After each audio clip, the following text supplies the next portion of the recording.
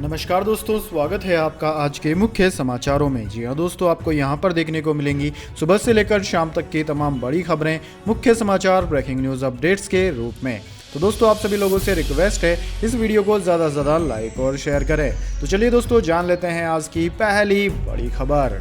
धार्मिक समागम, महिला जासूस और जासूसी, दलाई लामा के खिलाफ चीन के खौफनाक षड्यंत्र का खुलासा। जी हाँ दोस्तों, भारत के खिलाफ चीन घुसपैठ की कई नाकाम कोशिशें कर चुका है। अपने नापाक मकसद में नाकाम होने के बाद अब चीन की नई साजिश का खुलासा हुआ है। सुरक्षा एजेंसियों का दावा है कि चीन ने तिब्बती धर्मगुरु दलाई लामा की जासूसी के लिए एक महिला को भेजा है जो इन दिनों हिंदुस्तान में है। आशंका थी कि यह महिला श्रद्धालुओं के बीच रहकर दलाई लामा की जासूसी कर सकती है, मगर इससे पहले ही बिहार पुलिस ने उस महिला को गिरफ्तार कर लिया। इससे पहले पुलिस ने उस महिला का स्केच भी जारी किया था। बिहार पुलिस ने जिस संदिग्ध महिला का स्केच जारी किया था वो कानून के शिकंजे में आ गई। बोधगया पुलिस ने उस संदिग्ध चीनी जासूस महिला को बोधगया के कालचक्र ग्राउंड के बाहर से गिरफ्तार कर लिया। उसी जगह पर दलाई लामा हर रोज प्रवचन देने आते हैं। बिहार पुलिस के मुताबिक संदिग्ध चीनी महिला का नाम सांग शियाओन है। इसके बाद दोस्तों, अगली बड़ी खबर। तुनिशा की मां का दावा, ड्रग्स लेता था शीजान, उर्दू सिखाता और हिजाब पहनाता था। पुलिस बोली सुसाइड लोकेशन से नोट भी मिला। जी हां दोस्तों, तुनिशा सुसाइड केस में अब एक नया मोड़ आया है। तुनिशा की मां विनीता शर्मा ने दावा किया है कि शीजान खान ड्रग्स लेता था। दरअसल वालिव पुलिस ने तुनिशा की मां, अंकल और ड्राइवर को बयान देने के लिए बुलाया था। इस दौरान ही उन्होंने ड्रग्स लेने की बात कही। पुलिस ने वसई कोर्ट में यह जानकारी भी दी। सुसाइड लोकेशन पर एक नोट मिला था। इस पर एक साइड में और दूसरी साइड में तुनिशा लिखा था। तुनिशा की फैमिली ने शीजान पर आत्महत्या के लिए उकसाने का आरोप लगाकर एफआईआर दर्ज कराई थी। इसके बाद अब यह ड्रग्स वाला बयान आया है। हालांकि तुनिशा की मां ने यह भी कहा है कि वह नहीं जानती है कि वह ड्रग्स कब तक लेता था। परिवार ने शीजान पर तुनिशा के साथ मारपीट करने का भी आरोप लगाया है। इसके बाद दोस्तों, अगली बड़ी खबर। 6 देशों से आने वालों के लिए आरटीपीसीआर जरूरी, जनवरी से 72 घंटे पुरानी नेगेटिव रिपोर्ट देनी होगी। स्वास्थ्य मंत्री की दवा कंपनियों के साथ मीटिंग। जी हां दोस्तों, भारत में कोरोना के बढ़ते मामलों के बीच चीन समेत 6 देशों से आने वाले यात्रियों पर अगले हफ्ते से सख्ती बढ़ाई जाने की तैयारी है। केंद्रीय स्वास्थ्य मंत्री मनसुख मांडविया ने कहा कि चीन, जापान, दक्षिणी कोरिया, हांगकांग, थाईलैंड और सिंगापुर से आने वाले पैसेंजर्स के लिए 1 जनवरी 2023 से नेगेटिव आरटीपीसीआर टेस्ट रिपोर्ट अनिवार्य कर दी गई है। इन पैसेंजर्स को यात्रा से पहले अपनी 72 घंटे पुरानी नेगेटिव आरटीपीसीआर टेस्ट रिपोर्ट हर एयर सुविधा पोर्टल पर अपलोड करनी होगी। इधर दोस्तों, आधिकारिक सूत्रों ने बताया कि कोरोना की एडवांस तैयारियों को लेकर मनसुख मांडविया और फार्मा कंपनियों के बीच वर्चुअल मीटिंग शुरू हो गई है। द लासेंट रिसेप्टरी मेडिसिन जर्नल में प्रकाशित एक रिपोर्ट के अनुसार कोविड-19 की बूस्टर डोज पूरी तरह सुरक्षित है। इसके बाद दोस्तों, अगली बड़ी खबर। कप सिरप से पूरी दुनिया में हो रही भारत की बदनामी, उज्बेकिस्तान मामले पर मोदी सरकार ने दिया जवाब। जी हां दोस्तों, उज्बेकिस्तान में भारत में बनी कप सिरप पीकर 18 बच्चों की मौत के मामले में विदेश मंत्रालय के प्रवक्ता अरिंदम बागची ने बयान दिया है। उन्होंने कहा है कि हमने 2 महीने पहले हुई 18 बच्चों की मौत के मामले की रिपोर्ट देखी है। बागची ने आगे कहा कि उज्बेकिस्तान सरकार जांच कर रही है कि इस मामले का भारत में बनी कप सिरप से कनेक्शन है या नहीं।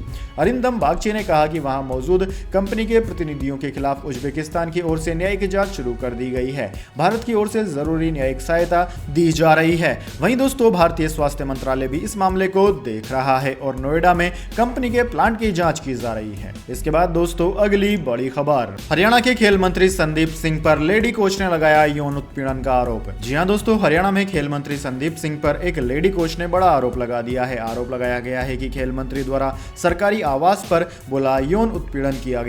यहां तक कहा गया है कि जब मामले की शिकायत मुख्यमंत्री और राज्य के गृह मंत्री को की गई तो उनकी तरफ से कोई मदद नहीं मिली। इस मामले में विपक्ष कट्टर सरकार पर हमलावर हो गई है और मंत्री संदीप सिंह का इस्तीफा मांग रही है। दूसरी तरफ संदीप सिंह इन सभी आरोपों को नकारने का काम कर रहे हैं। हरियाणा के खेल मंत्री और पूर्व ओलंपियन संदीप सिंह को लेकर लेडी कोच ने एक नहीं कई गंभीर आरोप लगाए हैं। कहा गया है कि उनकी तरफ से महिला खिलाड़ियों के साथ छेड़छाड़ की गई। अपने केस को लेकर पीड़िता ने कहा कि संदीप सिंह ने मुझे इंस्टाग्राम के जरिए कांटेक्ट किया था। वो किसी वेनिश मोड के जरिए बात कर रहे थे, जिस वजह से सभी बातें डिलीट हो गई। अब आरोप ये लग रहा है कि इस बातचीत के बाद संदीप सिंह ने लेडी कोच को अपने सरकारी आवास पर बुलाया था, कुछ डॉक्यूमेंट के नाम पर आने के लिए कहा गया और फिर वहां छेड़छाड़ की गई। इसके बाद दोस्तों, अगली बड़ी खबर। शाहरुख की फिल्म पठान में बदलाव के सुझाव, सेंसर बोर्ड ने मेकर्स से रिवाइज्ड कॉपी मांगी, बेशर्म रंग गाने पर है विवाद। जी हां दोस्तों, शाहरुख खान और दीपिका पादुकोण की फिल्म पठान के कुछ सीन्स और गानों में बदलाव को लेकर central board for film certification ने गुरुवार को फिल्म मेकर्स को बदलाव के लिए कुछ सुझाव दिए हैं। पठान के गाने बेशर्म रंग पर विवाद के बीच सीबीएफसी के चेयरपर्सन प्रसून जोशी ने कहा कि हमने मेकर्स से कहा है कि वे फिल्म की रिलीज से पहले रिवाइज्ड वर्जन हमारे पास सबमिट करें। सेंसर बोर्ड ने फिल्म को बारीकी से देखने के बाद यह सुझाव दिया।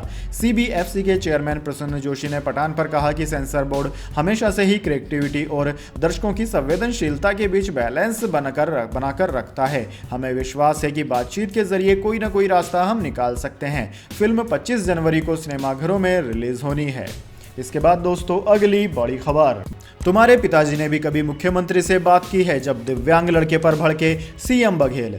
जी हां दोस्तों, छत्तीसगढ़ के मुख्यमंत्री भूपेश बघेल का एक वीडियो वायरल हो रहा है। इसमें एक लड़का सीएम से सवाल करता है कि ईडब्ल्यूएस कोटा देने से बेहतर है कि जनसंख्या पर काबू किया जाए। इस दौरान मुख्यमंत्री भड़क गए। उन्होंने कहा कि तुम्हारे पिताजी ने कभी मुख्यमंत्री से बात की है, माँ ने की है, चाचा ने की है, तुम कुछ भी बोले जा रहे हो। मुख्यमंत्री युवा को लगातार धमकाते रहे। इस दौरान किसी ने वीडियो बना लिया और उसे सोशल मीडिया पर वायरल कर दिया। अब यह वीडियो जमकर वायरल हो रहा है। दरअसल दोस्तों, युवक मुख्यमंत्री से आरक्षण के बारे में बात कर रहा था।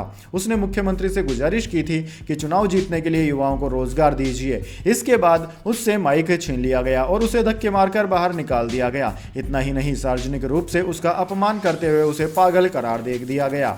मुख्यमंत्री भूपेश बघेल के इस रवैये को देखकर जनता में भी आक्रोश फैल गया। युवा बेहद सहम गया था। सभा में मौजूद लोगों ने उसका हौसला बढ़ाया और कहा कि डरो मत, कुछ नहीं होगा।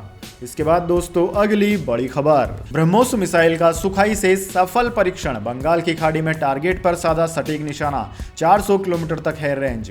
जी हां दोस्तों, इंडियन एयरफोर्स ने बंगाल की खाड़ी में ब्रह्मोस एयर लॉन्च मिसाइल का सफल परीक्षण किया। यह 400 किलोमीटर तक के टारगेट को निशाना बना सकती है। वायुसेना ने अपने ऑफिशियल बयान में कहा कि इस मिसाइल को सुखोई Su-30 फाइटर एयरक्राफ्ट से टेस्ट किया गया है। रक्षा विभाग ने बताया कि टेस्ट के दौरान मिसाइल ने टारगेट की गई शिप को बीचों बीच मारा। यह मिसाइल के एयर लॉन्च वर्जन का एंटी शिप वर्जन है। दोस्तों, इंडियन नेवी अपने वारशिप में 400 किलोमीटर दूर तक के दुश्मन जहाजों को ध्वस्त कर सकेगी। वारशिप से सुखोई इस मिसाइल को लेकर उड़ेगा और दुश्मन के जहाज को आसानी से निशाना बना लेगा। इसके बाद दोस्तों अगली बड़ी खबर, आज से भोपाल और इंदौर में जियो की ट्रू 5G सर्विस, बिना किसी एक्स्ट्रा चार्ज दिए 1 Gbps स्पीड से डेटा यूज कर सकेंगे यूजर्स। जी हां दोस्तों, रिलायंस जियो ने गुरुवार से इंदौर और भोपाल में जियो ट्रू 5G सर्विस लॉन्च कर दी है। इसके साथ ही जियो इंदौर और भोपाल में 5G सर्विस देने वाला पहला ऑपरेटर बन गया है। अब इंदौर और भोपाल के जियो यूजर्स को जियो वेलकम ऑफर के तहत इनवाइट किया जाएगा। यूजर्स बिना किसी एक्स्ट्रा चार्ज के 1 Gbps प्लस की स्पीड का अनुभव कर सकेंगे। जियो ने कहा है कि जनवरी 2023 में आयोजित हो रहे प्रवासी भारतीय दिवस और ग्लोबल इन्वेस्टर समिट से पहले इंदौर भोपाल में 5G लॉन्च करते हुए गर्व है। इससे ग्राहकों को न सिर्फ बेहतर टेलीकॉम नेटवर्क मिलेगा, बल्कि ई गवर्नेंस, शिक्षा, automation, artificial intelligence, gaming, health care, कृषि, IT और छोटे उद्योगों के लिए डेवलपमेंट के अनंत दरवाजे भी खुलेंगे। इसके बाद दोस्तों अगली बड़ी खबर, सरकार ने बदले सेकेंड हैंड गाड़ी खरीदने बेचने के नियम, रजिस्टर्ड डीलर ही खरीद या बेच पाएंगे व्हीकल। जी हां दोस्तों, यदि आप सेकेंड हैंड कार, बाइक या अन्य व्हीकल खरीदने की प्लानिंग कर रहे हैं तो यह खबर आपके लिए जरूरी है। दरअसल दोस्तों, यूज्ड व्हीकल्स खरीदने और बेचने में होने वाली धोखाधड़ी को रोकने के लिए रोड ट्रांसपोर्ट और हाईवे मिनिस्ट्री ने कुछ बदलाव किए हैं। मंत्रालय ने इसी साल सितंबर में लोगों से सुझाव लेने के लिए नोटिफिकेशन जारी किया था।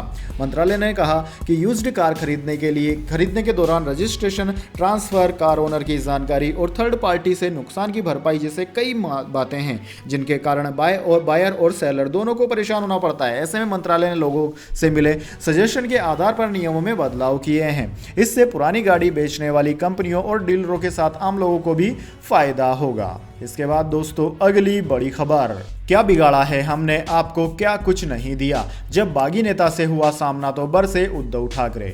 जी हां दोस्तों, महाराष्ट्र में एक बार फिर उद्धव ठाकरे और शिंदे गुट आमने सामने आ गए हैं। इस बार पूर्व सीएम उद्धव ठाकरे और शिंदे गुट की ओर से राज्य सरकार में मंत्री दीपक केसकर के बीच महाराष्ट्र विधान परिषद के उपसभापति नीलम गोरे के चैम्बर में टकराव हो गया। सूत्रों ने बताया कि महाराष्ट्र के विधानसभा परिषद की उपसभापति नीलम गोरे के चैम्बर में उद्धव ठाकरे ने मंत्री दीपक केसरकर से कई सवाल किए। उन्होंने केसरकर से पूछा कि हमने आपका क्या बिगाड़ा है, आप लोगों को क्या कुछ नहीं दिया, इसके बाद भी आप लोग हमारे खिलाफ जांच करा रहे हैं, हमारे ऑफिस कब्जे में ले रहे हैं। इस पर दीपक केसरकर बिना कोई जवाब दिए ही निकल गए। दोस्तों, पूर्व सीएम उद्धव ठाकरे ने महाराष्ट्र के मुख्यमंत्री एकनाथ शिंदे पर निशाना साधते हुए कहा कि जिनमें कुछ भी बनाने का साहस नहीं होता वह चुराने और हथियाने का सहारा लेते हैं। महाराष्ट्र विधानमंडल परिषद में पत्रकारों से बात करते हुए ठाकरे ने कहा कि सरकार ने 52,000 करोड़ रुपए की उन पूरक मांगों पर अब तक कोई उचित प्रतिक्रिया नहीं दी है जो विदर्भ के लिए प्रोत्साहन और बेमौसम बारिश से प्रभावित किसानों के लिए है।